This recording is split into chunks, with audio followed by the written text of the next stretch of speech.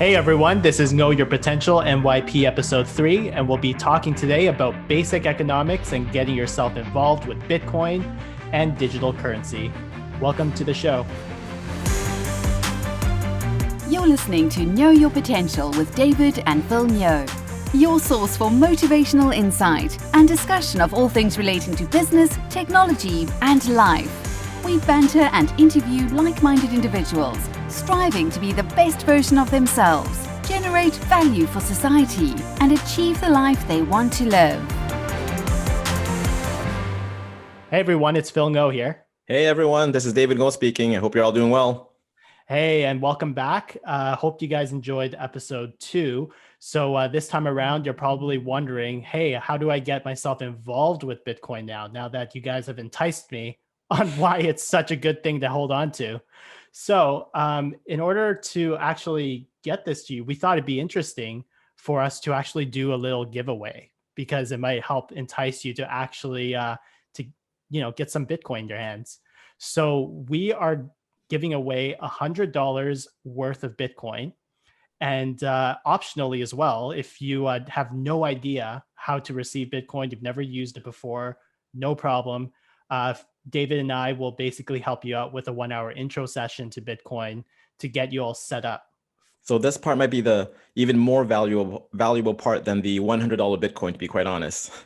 Yeah, honestly, to get some hands-on one-on-one with David and I, this is probably better than the prize itself, I would say.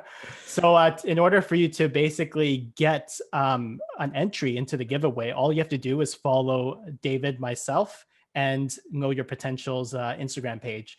So David's Instagram is at David Ngo MTL. Mine is phil.knows, like no, Knows. And also Know Your Potential, NGO Your Potential.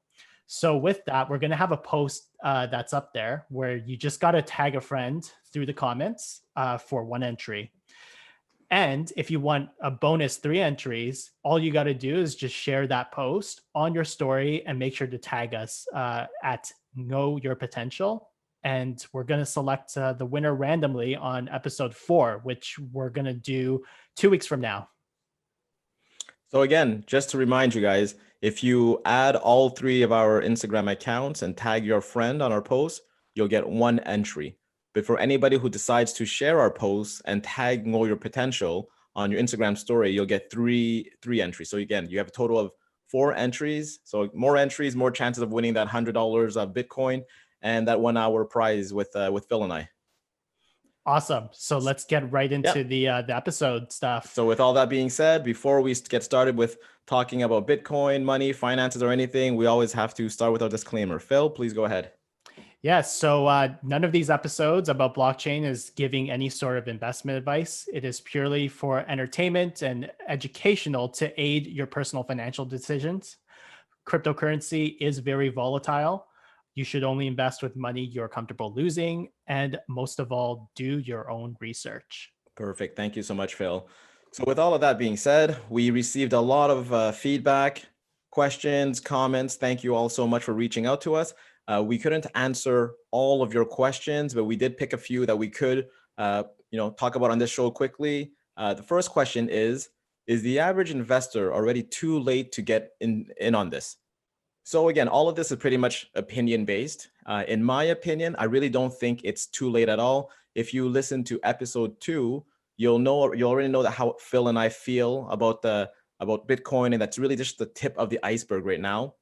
And again, as you look at the prices, some people might think, hey, 30 some odd thousand, 40,000 is too expensive. But when you think about it that way, was it too expensive when Bitcoin became $1, $100, 1,000, 10,000, and now it's at 40,000? So again, maybe in a couple of years, you're going to ask us the same question again when it reaches 100,000 and say, hey, it's $100,000 now. Is it too late to get into this? So again, it's really depending on what you think and how you feel. But for Phil and I, we're really invested into this. We do believe there's a lot more potential because there's still a lot more people who are still interested in it. There's a lot more institutional investors that will be coming in. So for us, I'm not looking at it as where the price is going to be in 3 months, 6 months, or 1 year. I'm really looking at it as where's the price going to be in 5 years, 10 years, 20 years. So if you're looking on a long enough timeline, for me in 20 years, I strongly do believe that there is a lot more potential for Bitcoin to reach new all-time highs. And Phil, what do you feel about this? Yeah. So the way to look at this is not like Bitcoin is not a get rich quick kind of scheme, you know, like you probably might actually lose some money. But at the end of the day, nobody can really time this market. And I think if anybody were to say they were able to time any sort of market, they'd be lying to you. So I've already made my justification last episode about the 5 properties of money and why I think this is such a great form of money. And one of the other things to really add to that is understanding what's called the stock to flow ratio, which basically identifies how resistant something is to things like inflation. And when you look at something like Bitcoin, the stock to flow ratio is even higher than gold. So if you were using gold back in the day to store your wealth into, I would say Bitcoin is even better than that. Bitcoin has a much higher stock to flow ratio, which basically means it can hedge things like inflation a lot better. And it obviously satisfies the properties of good money. That really made me look at it from a more longer term horizon. And I think that's the way that people should kind of look at it. It's not here for you to get rich in the next 3 months or so. This is for you to preserve the wealth that you have in a medium that is deflationary. So just looking at it from that sort of technical perspective, it just makes sense that if you want to preserve the money that you have in your wallet today, I wouldn't, keep cash under my bed or anything like that. I would keep it in Bitcoin. And again, you know what it is? The fact that you're even asking about this right now, and the fact that hopefully you've listened to episode 2, you are that much more educated and knowledgeable about Bitcoin and cryptocurrency than most other people right now. So again, in my opinion, you're still very, very early in the game. There are a lot of institutional investors and big banks that are slowly just getting into it now. And again, what we said the last time is how many out of the Fortune 500 companies are invested in Bitcoin right now? I really don't think there's too many. So once they really start catching wind of this or decide to get into it, it's going to be a whole other ball game after that. Exactly. So the next question, yeah, go ahead, Phil. Oh no, I was just going to go right into the next question Yeah. too. So the next question is, which we've had a lot of people ask, a lot of bankers, financial people who understand money, and one of the easiest and most, I guess I would say, incorrect way of comparing Bitcoin is they say, will Bitcoin ever become $0? Is it like tulip mania? Phil, how do you feel about that? I would just reiterate the fact that tulips does not fit the 5 properties of good money. So even that to start is already a really bad comparison, in my opinion. Reminding you of what good money actually is. It's basically divisibility, durability, recognizability, portability, and scarcity. Now, tulips are not necessarily easy to divide. They're not durable for sure. I mean, they'll last you what, like a week? Dave, how long do your flowers last? Honestly, these bulbs, I'm not a florist. I'm not going to even try to tell you how long these things last. But we all know that flowers pretty much come and go. I mean, Bitcoin, we know it's not a come and go thing right now. Yeah. Recognizability. Has someone ever come to you with like fake flowers and saying it's this when it's something else? Has anyone tried to do that for you? No, not yet. Not yet. Yeah. Portability. I mean, yeah, flowers are portable, but how scarce are they? You grow, you have plants in your house, right? It's not hard to grow. No, not at all. And that's the thing. I think for them, it was once people realized how valuable tulip buds were, then everybody started to try to grow them and mass produce them. And that's when it kind of, flunked and it disappeared from there. And the reason why they started, the whole tulip mania even started was because there was a time when there was an there was a hyperinflation. So there was due to a massive coin printing for about 30 years because it was due to the 30-year war. And during this time, pretty much, there's so much new coins being minted. No one really knew what was worth anything anymore. So they all kind of had to change to a different medium of hold of value. And somehow they all decided to say, hey, tulip bulbs are something new. It's exotic, it's rare. And let's use this as a store of value instead of coins, just because, again, coins were getting printed left and right and tulip bulbs were still a new thing. So that's why, again, they were trying to solve hyperinflation of the minted coins by using tulip bulbs. So again, They were trying to solve a financial problem just the same way as how we're trying to do the same thing, but with Bitcoin. Wow, David. So what you're telling me is basically history is kind of repeating itself, just in like a different form. Absolutely. You know, it's an old problem, and the tulip bulbs was this old solution. So today we have Bitcoin, and that's the new solution to the same hyperinflation problem that they were going through back then. Yeah, I mean, like you're doomed to repeat it if you don't learn the lessons from the past, right? And I mean, we can see this all happening all over again when with the government printing out the kind of money that they are right now. And when you have a printer that can do all of that, I mean, you're seeing a lot of the similar things of hyperinflation potentially happening and stuff. No, and again, you know what it is? Back to the other question where it goes, will Bitcoin ever become $0? Again, for that to ever happen, how I see it is that every single person that owns Bitcoin, that has spent their hundreds or hundreds of thousands or their millions or hundreds of millions of dollars buying Bitcoin, every single one of these people in the world have to simultaneously say, all right, everything that I own now is garbage. It's worth zero, and I'm deleting everything, and we're not trading this anymore. And for the whole world to say it's worth $0, I don't see that's happening. If it was going to be worth $0, it would have been worth $0 a long time ago. I mean, for the whole tulip mania, I think it lasted a whole 3 years or so, give or take. And right now, Bitcoin is at 12 years. So if Bitcoin was to be at $0, I think it would have been at $0 a long, long, long time ago, and it wouldn't be reaching new all-time highs of $40,000 today, I'd say. Yeah, I think someone was keeping track on Twitter. It might be like a pretty well-known Bitcoin developer about how many times people have said Bitcoin was dead, and it's somewhere around like 300 or 400 times now.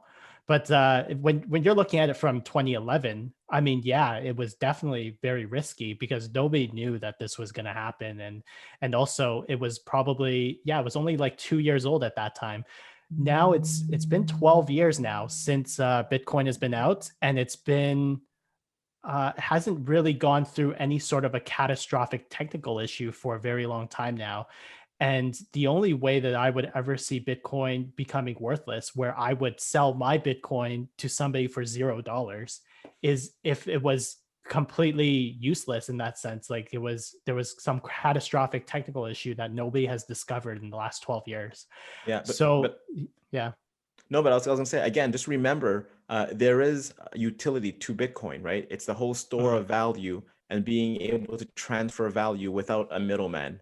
So again, at the end of the day, if people continue to believe that and understand that and use Bitcoin for that purpose itself, it will not become $0.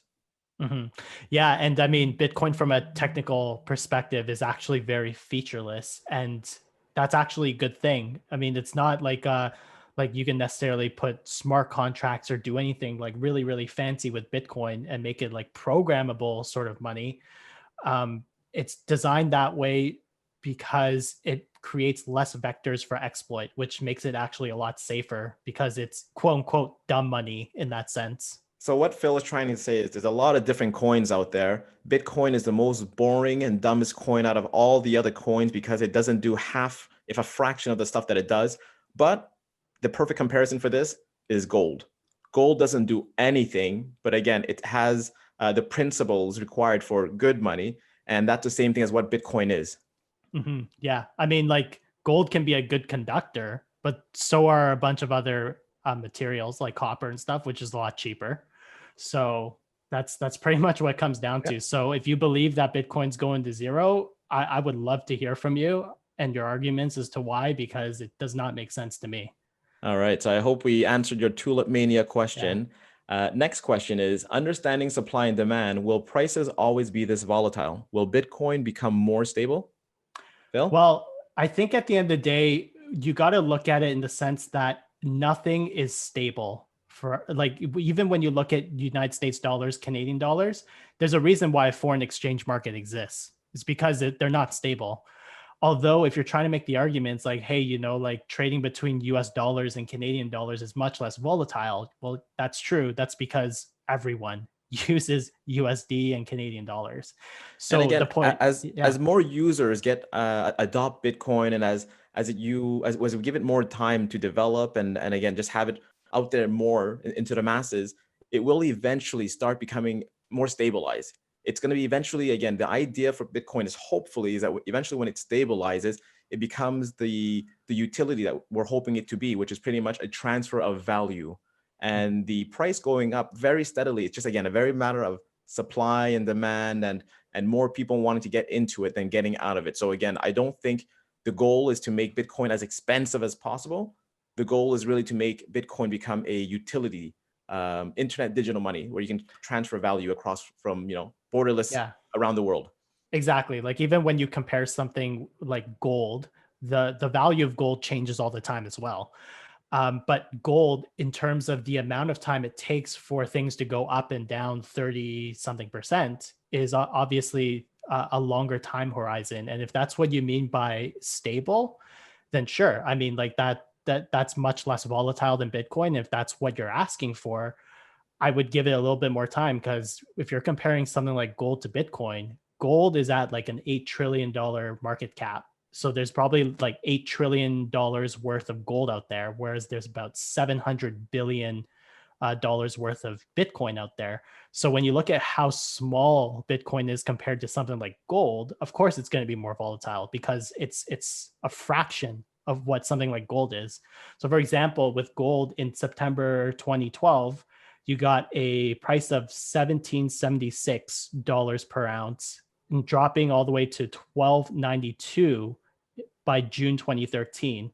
So, I mean, that's Bitcoin can probably do something like that in like one day, like maybe that kind in of an drop. hour, to be honest. I've seen it drop that, but 33% an hour. I've seen it. Yeah, but I mean, it's like, look, it's like the same thing as penny stocks. If you've ever invested in penny stocks, of course it's volatile, because there's not enough liquidity, not enough people want it, not enough people are selling it. Like that's really what it comes down to. Bitcoin is still a small fraction of everything else of value in the world. But I mean, since then, we've seen a lot more stability since 2017, though, right? So I mean, since 2017, there was approximately 6 dips during the bull run to 2017. So during the past 3 years, there's been a lot more tech development into Bitcoin, and a lot more on-ramps, as we mentioned in the last episode, where you can purchase Bitcoin or be invested into Bitcoin much easier. The economy is very different from 2017. Mm-hmm. And again, the most important thing right now is pretty much institutional investors are paying attention to it and are buying into it now, bit by bit. And again, it's still very, very early. Yeah. So like little fun fact, during the bull run of 2017, we had approximately 6 dips of greater than 25% during its run up all the way to close to 20,000 last time. And so far, we've only seen one real dip during this bull run. It's been big improvements for us. Less heart attack concerns for us, because again, for 2017, I remember I would wake up one morning and I'd be up 30%. Next morning, I'd click refresh again and I'd be down 30%. It's just insane back then. Yeah. So which is why if you're looking at the charts with like a 1 minute candle, you're going to give yourself a heart attack. Like that's not the way you should be looking at something like Bitcoin. Like David said before, we're looking at it from a medium to longer time frame here. So if it means blocking yourself from checking the website, see what the price of Bitcoin is today, like do that. So again, price point wise, it is currently very volatile, but we do hope that it does become more stable in the future. Yeah. Next question. Yeah. This is now all like the how to get started stuff now. So somebody asked, now that I understand a bit more about Bitcoin, I want to diversify my investment portfolio. How do I get started? Well, there's multiple ways to get yourself exposed to Bitcoin now compared to 2017. You have a lot more options. So in Canada here, we have things called tax-free savings accounts, RRSPs. Those are like registered retirement accounts. I think in the US, it's something like a 401k or something like that. But there are these on-ramps now that will allow you to get exposure to things like Bitcoin without actually having to hold it yourself, which is great for a lot of people because a lot of people don't want to deal with the tech. So if you have like, tax-free savings money or RSPs, you can get tax-free gains exposure to things like Bitcoin by investing in things like the Bitcoin Fund by 3iQ. So that ticker is QBTC. Through there, they basically have a trust where they hold a bunch of Bitcoin and you buy equity, which are stocks, to that trust. And from there is basically how you can get yourself exposed to the Bitcoin that is held in that Bitcoin fund. And then there's the same thing for another cryptocurrency called Ethereum. So they have something called the Ether Fund now, which is ticker QETH. And in the US, I believe they have some applications in for some exchange traded funds now. So ETFs, which are basically like index trackers. So that would be, like a basket of, say, cryptocurrency miners or crypto trust funds and stuff like that. We're still waiting to hear back to see what kind of amendments or approvals they make to be able to allow that to happen in the US. So just stand by with stuff like that. But what's cool with that though is that in Yeah. 2018, I think it was, right, the Winklevoss twins, they tried to also create an ETF, which did not pass. It did not pass because they couldn't convince people at the time that Bitcoin was not manipulated, like the price was not manipulated in any way and all that stuff. It's really just politics and legalities and stuff like that. So again, But 3 years later, we're trying that again, and we'll see if that passes this time. yeah, exactly. So regulations take time. That's just the way government works. So in regards to that, there's also other ways you can get exposed through equities. There are cryptocurrency miners that are on the market now. So in the US, the biggest one I think is Riot Blockchain. Here in Canada, we have Hive Blockchain, we have Hut 8. And there's also a couple other companies that you could look at by going to bitcointreasuries.org. You'll see a bunch of public companies that have disclosed the amount of Bitcoin that they are holding. There's also other companies themselves that are not miners, but what they do is they hold cryptocurrencies in their treasuries. So things like Grayscale in the US is the biggest one. I think they have $20 billion of assets under management now. So they are I think probably more than that, actually, to be honest. As of recently, it's been more than that. It's gone really, really quick. How many people have jumped on to Grayscale, actually? Yeah, Grayscale, I would say, is like the BlackRock of the crypto world. If you're into investing, like you'll know it's basically one of the largest sort of funds out there.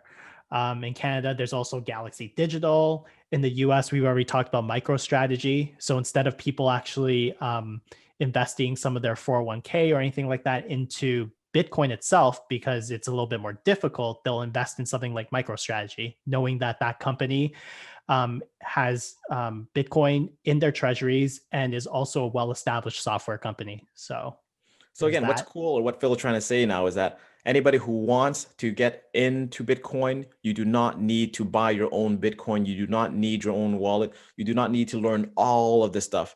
If you really just simply want to say, hey, you know what, I want to stick to what I know, you can easily log into your investment account, purchase some of these funds, purchase some of these different equities. You can be a part of the companies that try to mine the Bitcoin. You can be a part of the companies who just hold the treasuries in Bitcoin. So again, there's a lot of different ways you can be involved in Bitcoin or be invested in Bitcoin without ever having to learn how to hold your own wallet. So very, very, very different compared to 2017, because none of these things were available back then. So which again leads to the question is, what else is going to be available in 3 more years? Yeah, that's exactly right. It's really funny and ironic in the sense that what Bitcoin was trying to do was actually keep us away from other people managing our money, which is funny in some ways. Full circle. Yeah, we've gone back in full circle. It's just now like other people are helping you manage Bitcoin and stuff now.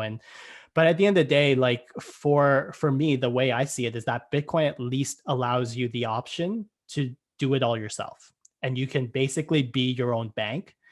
And with that does come with trade-offs, like you do require a bit more technical knowledge to understand a little bit about like how Bitcoin works and how wallets work. But what that means is there's more, individual responsibility for it, but there's also, trust in yourself. And that's all you really need to be able to secure your financial sovereignty and your own financial wealth. And that's the way that I'd like to usually advocate people to do it. There are trade-offs, obviously, like you are responsible for your own money. And a lot of people aren't comfortable with that, and that's fine. There's many other ways for you to get involved. But if you are like me and you don't trust necessarily anybody else to hold on to your money, you don't trust a bank to give you the money that you ask for, just do it yourself. So those are pretty much all the ways you can invest, using your regular investment portfolio. But for some of the people who are more interested in trying to figure out how to do it themselves, and they pretty much want to learn how can I, pretty much use my own money, send it to an exchange, or how does it work to get my own Bitcoin? Phil, you want to fill us in on how all the different type of exchanges that's out there available right now for people who want to do that? Yeah, Dave, I can definitely fill you in. No pun intended. See, this is what my first name and my last name is the best because they're both puns, and my whole life is basically just a pun. So when it comes to cryptocurrency exchanges, there are centralized exchanges and there are decentralized exchanges. We're going to touch more upon the centralized exchanges because that's what most people use today and know how to use today. That would be things like Coinbase that a lot of people have heard of.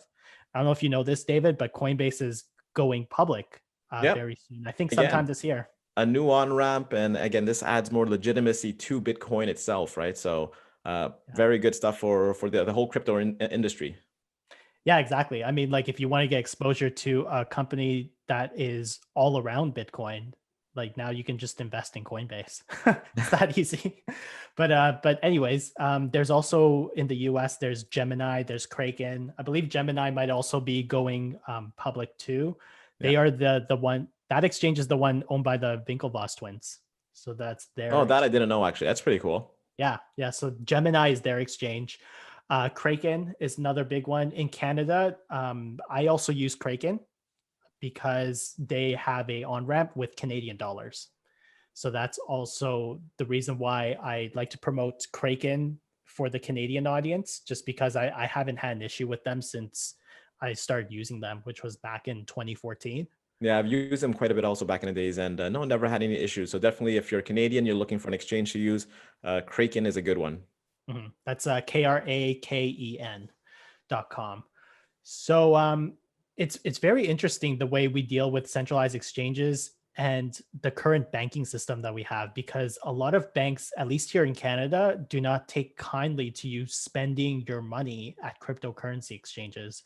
So I've heard of many people, and I've also experienced this too, where they try to buy crypto with their credit card and it gets blocked or it gets denied or whatever it may be. They won't let you buy crypto with your credit and sometimes even your debit card, which I find very interesting because that's not your money, bank.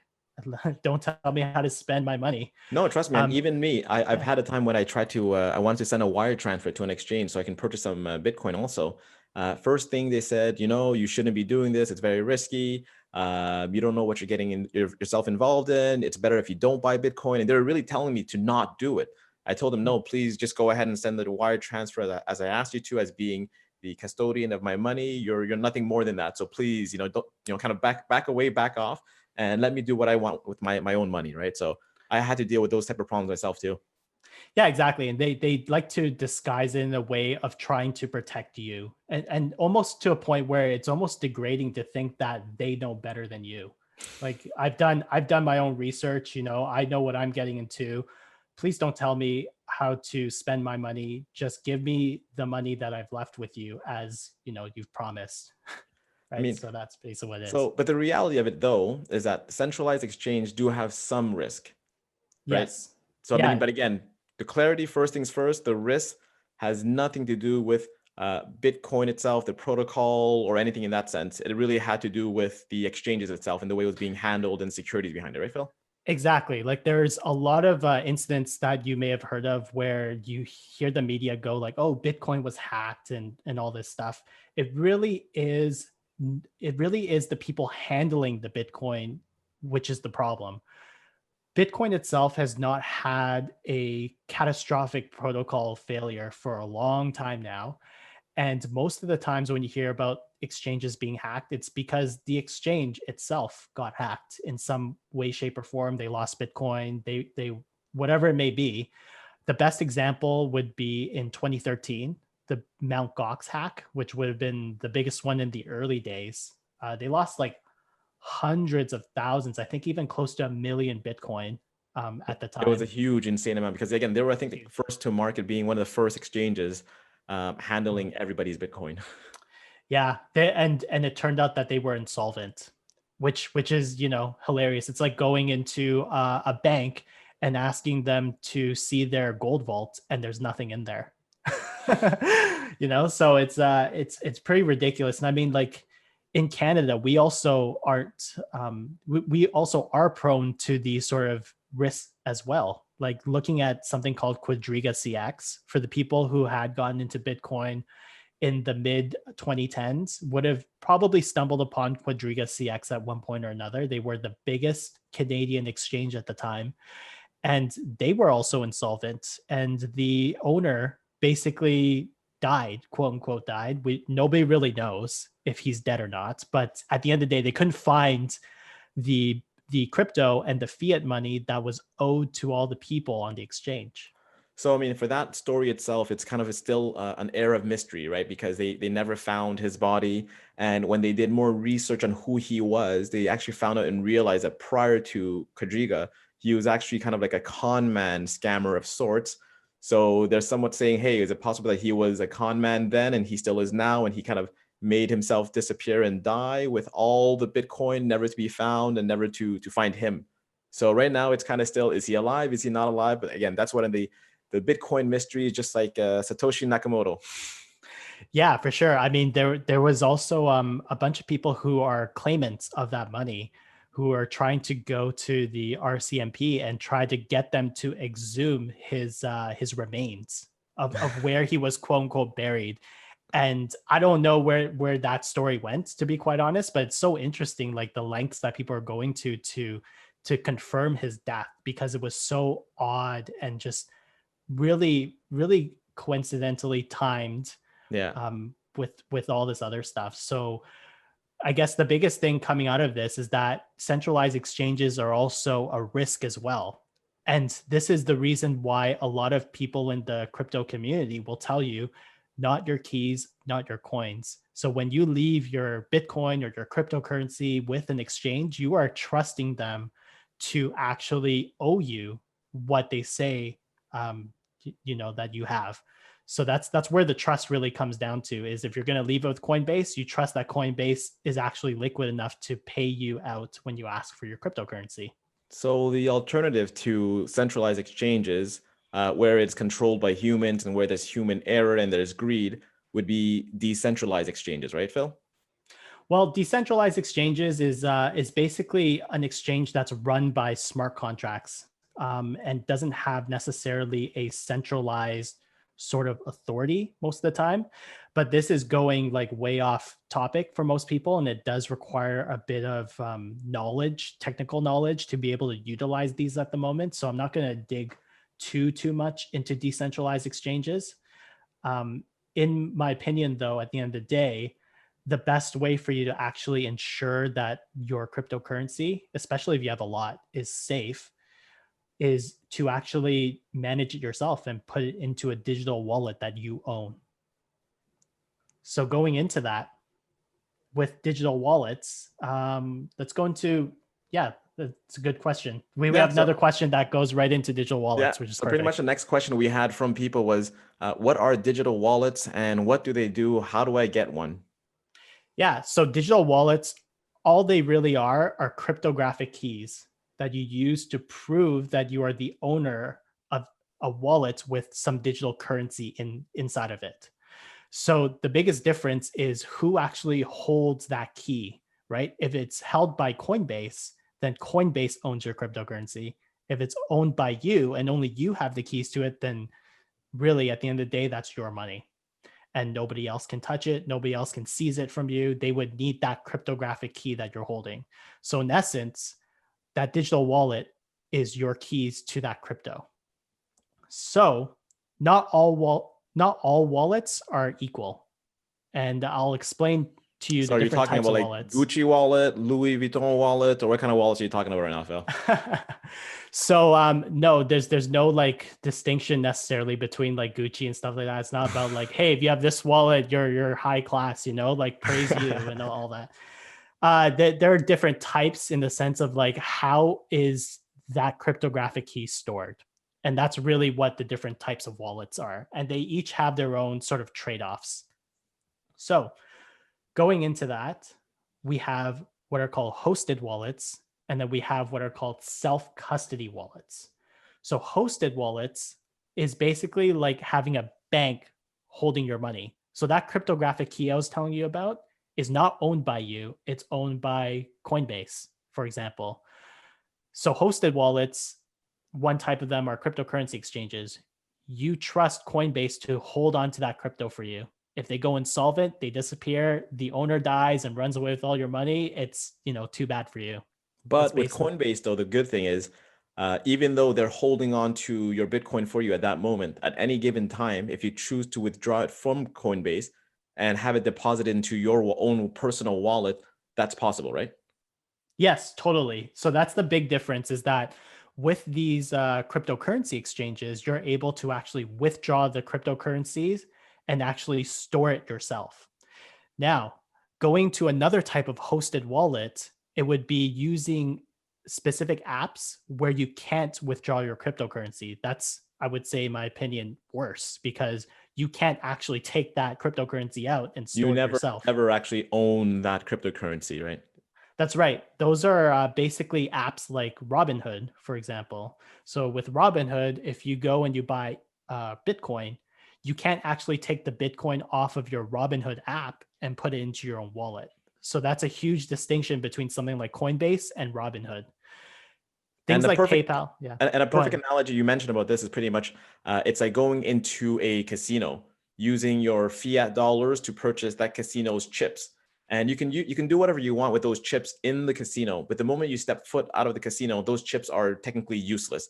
So you're playing with the casino chips, and the only time you can actually cash it back out is if you sell back those chips to get back fiat, which is what PayPal and Robinhood are exactly. Again, very different from Coinbase. Yeah, exactly. And obviously you would also have to trust that the casino is solvent and that they will give you the money for those chips, right? So same idea with Robinhood and PayPal. If they don't allow you to withdraw cryptocurrencies out of that app or wallet or whatever it may be, then you're pretty much playing with casino chips at that point. Yeah, you can never take it out. So again, it's kind of just playing cryptocurrency internally of their system, and not being a part of the whole ecosystem of crypto itself. Correct. Yeah. So that's basically one of the largest risks with having a hosted wallet, and trusting that companies like PayPal and Robinhood will have enough cryptocurrency to honor all their users that actually own cryptocurrency. And then with that, there's also the self-custody wallets, where you pretty much are your own bank. You don't want to mess around with Coinbase. You don't have it in PayPal, Robinhood. Explain to us the self-custody wallet, Phil. Yeah, so this is the way that Satoshi Nakamoto and the wider OG, original gangster crypto community, would teach you how to use cryptocurrencies, because this in essence is what they are selling you. It's the ability for you to be your own bank and to not trust anybody else with your financial wealth. So there are two different types of self-custody wallets. One of them is software, or known as a hot wallet, and the other one is a hardware / cold storage wallet. So going into what a software wallet is, it in essence is basically software on, say, like your phone, through an app or something like that, where the cryptographic key that allows you to spend the cryptocurrency is on the device itself. So a good sort of Bitcoin wallet I usually use is something called Exodus. That's EXODUS. So that would mean that the keys themselves are stored in the local device. So you'll get issued, what are called like a recovery phrase, which is usually a combination of 12, 18, or 24 words that will allow you to reprogram your wallet to get the keys that you need to spend the Bitcoin in your wallet. So that's really the most important distinction, is that the keys themselves are on a device that is like connected to the internet. Yeah, so that's called a hot wallet usually, right? That's what people call it. Yeah, that's exactly it. And so for hot wallets, so the opposite of that, there would be a hardware, which is cold storage, or a cold wallet. Exactly. So for the hot wallets, though, before we move on to the cold wallets, treat it like your wallet when you go outside. You know, you don't put your life savings inside of a hot wallet. You don't walk out to McDonald's with a wallet full of like Your life say thousands, 100,000 or whatever it is. $100,000 in there, you know? So It's what just you spending would, money. yeah, just spending money. That's best. It's probably the best way to put it. Yeah. So that's how I would treat a software wallet. Going into what hardware and cold storage wallets are is basically a completely separate device that manages that key, that cryptographic key I was telling you about, that will allow you to spend your cryptocurrency. That is on a separate secured device. So this could look usually like, you know, like a USB stick kind of. The two biggest ones that I know of is called a Ledger wallet and a Trezor wallet. So Ledger, Ledger, and Trezor, that's Trezor. Those wallets are basically separate devices that you buy from the companies where you program in your 12, 18, 24 word recovery phrase, and then they'll program that device with the keys to your own wallets. So the idea behind having a separate device manage this key is so that when you use like a computer or something like that to like send a transaction or to sign something, it is on a device that is trusted, and then you're connecting it to an untrusted device. So you're assuming that your laptop or whatever it may be is compromised. That's sort of the idea of why you want your keys on a separate device that you keep offline. So it's giving you an extra layer of protection, really, then. Pretty much. Like the biggest thing about using a hardware wallet is that it's an extra layer of security for larger sums of cryptocurrency. So if you have like a life-changing amount, I would say spend the whatever $100 to get yourself a wallet, a hardware wallet, so that you don't have to worry about having $100,000 stored on your phone. And if somebody takes that and cracks the pin or something like that, you're in trouble then, right?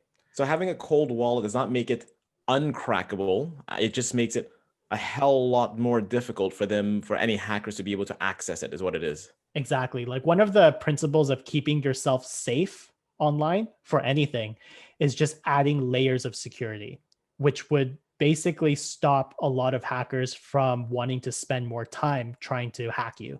That's the basic principle of hacking, is just if you put one extra layer of security on there, you just make it exponentially harder for a hacker to sort of hack you. And it makes them think twice, like, oh, is this person really worth my time to hack now?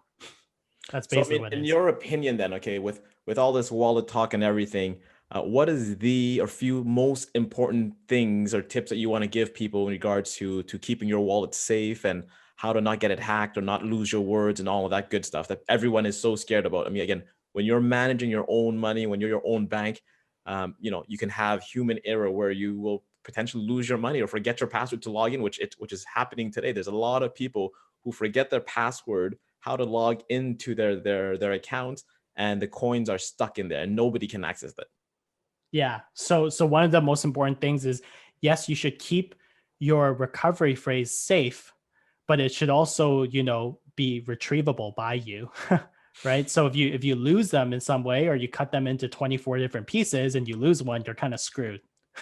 Right. So actually, a lot of people they kind of underestimate the importance of this recovery phrase. So whether you're using a software wallet or you're using a hard cold wallet, Yeah. So either a hotter or a cold wallet, you will get issued a recovery phrase. So that's either a 12, 18, or 24 word combination that basically programs the device to your wallets.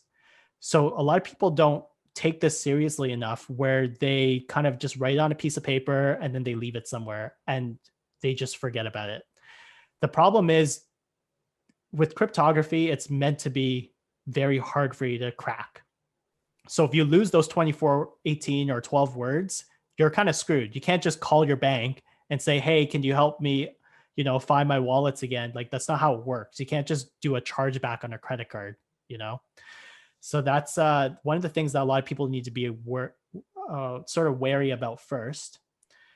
The other one is that with these word phrases, sometimes what phishers or scammers or attackers will try to do is they will try to issue you a pre-generated one.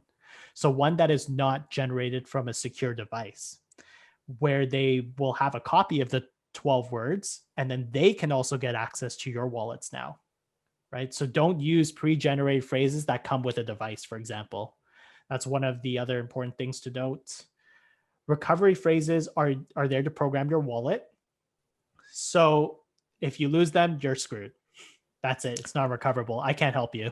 Yeah, but I mean, the cool thing though, at least, is even if you ever lose your hard wallet or your cold wallet or anything like that, as long as you have those recovery phrase, you can always pretty much generate that same wallet on a different device, right? You don't always need to have that. If you lose your ledger, it doesn't mean all your Bitcoin is gone. It means that your ledger, which was conveniently holding your Bitcoin, is gone, the ledger itself. But as long as you buy another ledger, another treasure, you key in those same 12, 18, 24 keywords, again, that ledger or treasure is going to know, okay, cool, this person has those keywords and they are the authentic owner of these coins. Cool. Here's your access to all your coins again.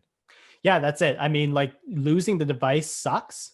But there is basically when you try to log into your ledger, you set a PIN code. So if you do not guess, or you do not put in the PIN correctly 3 times, it'll just wipe itself, which basically is the same thing as just getting like a new device at that point. So what's more important is that you have the 24, 12, or 18 word recovery phrase to reprogram a new ledger device so that you can get access to your funds again. So a few tips that you have here with also regarding the codes.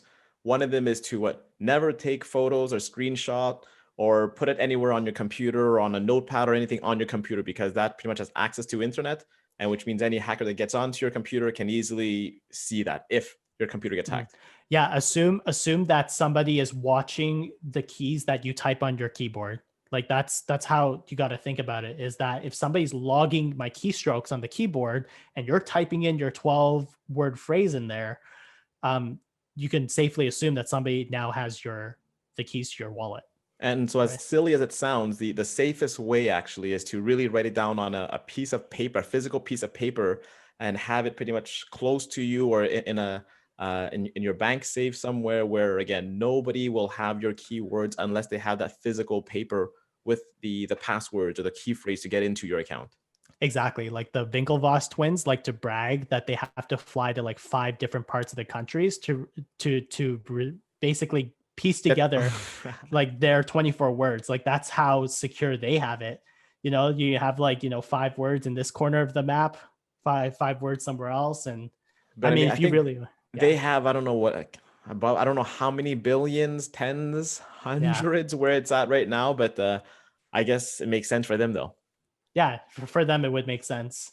For us, like we're nowhere close to the Winklevoss twins. So maybe if you just separate it into 2 pieces and keep one in one location and keep another somewhere else, that should be sufficient. Yeah. And again, one of the most important thing is that you have to remember, nobody will ever be asking you for your keywords or your phrase. Nobody should be. If they are asking you for it, it's because they want your money. They're not doing you any favors to help you fix anything or help you, do this or no, they just want your money in there. So don't ever, ever, ever give your 12, 18, 24 keywords to anybody. Exactly. No matter how convincing an email or a phone call or whatever it may be is convincing you to give up those 24 words, you do not ever give away those 24 words to anybody. Do not type it into anything. Do not take pictures of it. Like, guard that with your life. 100%. All right. So with all of that being said, we also had a lot of people that were asking us for resources or sources of where they can do some of their own research, where they can learn more about Bitcoin and read up more on it. Phil, there's a few places you would recommend. Oh, yeah. So obviously, the most reliable resource is your brain, in the sense that you are capable of doing your own analysis and analyzing articles and all the media out there about cryptocurrencies. The one thing to always be wary about is that they all have some sort of a bias to them. So, using your own judgment and your brain, you can kind of get an idea as to, with part of your research, like what the goal is coming out of it. So just always go in there with a bit of skepticism is all I'm saying, because everybody has their own agenda. And there's a word out there in crypto world called shilling, which is basically somebody who is trying to promote, their specific cryptocurrency or whatever it may be, to try to get you to buy it so they can sell it to you. And there's a lot of that going on. So what it means is There's a some lot. people might be buying a certain coin for, I don't know, pennies. And then they're going to go around to a whole bunch of different forums and put messages everywhere and say, hey, this is going to be the next big thing. This is going to be better than Bitcoin, in hopes that there's going to be a whole bunch of people buying this coin so that their value can also go up. So again, be very wary and careful of those people and those comments, because again, not to say, I feel like a lot of these people don't have your best interest at heart. They're probably looking out and watching out for themselves in their own wallets. Exactly. Like, I'll give you a good example. So coinmarketcap.com has been the go-to resource for a lot of like crypto pricing and stuff like that for a long, long, long time. Ever since I even got involved in crypto, CoinMarketCap has been like the number one resource for that information. However, I believe it was a year or two ago, they actually got bought by an exchange called Binance, which is one of the largest sort of cryptocurrency exchanges out there.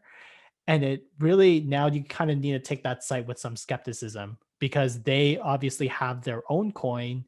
They have their own sort of initiatives that they would like to, promote and stuff like that. So now there's a bit of bias when it comes to what they show and stuff like that. So it's very important for you to know stuff like that so you can kind of avoid it. So in lieu of coinmarketcap.com, I actually use something called coingecko.com. That's coingecko.com. I find their information to be more accurate, and it's less bias than But something again, like another good CoinMarketCap. source of to get I guess live information or up to the minute information would be Twitter, right? That's where we get a lot of our information from prominent users, prominent people who are involved in the crypto industry. Yeah, crypto Twitter has always been a big thing in this industry. There's a lot of thought leaders, but there's also a lot of developers and people who are actively involved in like even just the legal stuff of the community. They're all on Twitter. So I would use Twitter as a good source of information for gathering, and also for criticism and analysis. And if you want to know who to follow, just go to our Twitter page. You remember what it is, right? Yeah, I remember.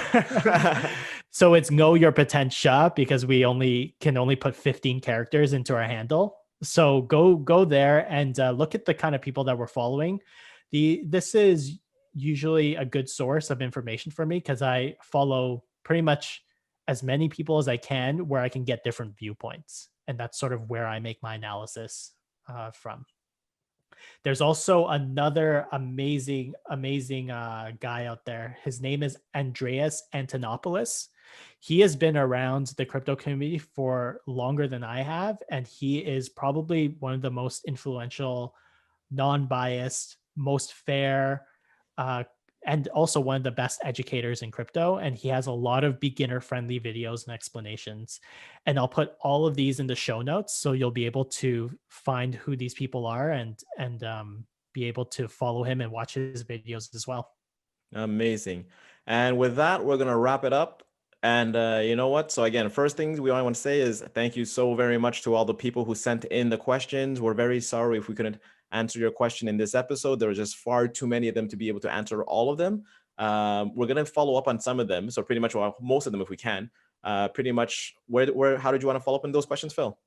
So we're actually going to have a place for blog/newsletter posts. I'm going to put the link on knowyourpotential.com so you can easily access it. It's on a platform called Substack. And from there, you can actually sign up to it as almost like a newsletter and be able to get our blog posts directly into your inbox. But also all the questions that we couldn't answer today, I will actually put up a post there answering some of the questions so you can refer back to them on the blog. And seeing as we've had 2 episodes back to back about Bitcoin and blockchain already, we wanted to switch it up a little bit. And for the next episode, episode 4, we wanted to touch up a little bit on COVID-19. So we spoke about that originally in the first episode already. So again, if you have been affected by COVID negatively, positively, if you have a story you want to share of how how badly it affected you or how it has changed your life in a positive way, definitely, again, there are both sides of this story. So please reach out to us and let us know your story, and we'll be very happy to share it with our listeners on our podcast. Yep. And that's it. That's it from us for this week. We'll be back 2 weeks from now.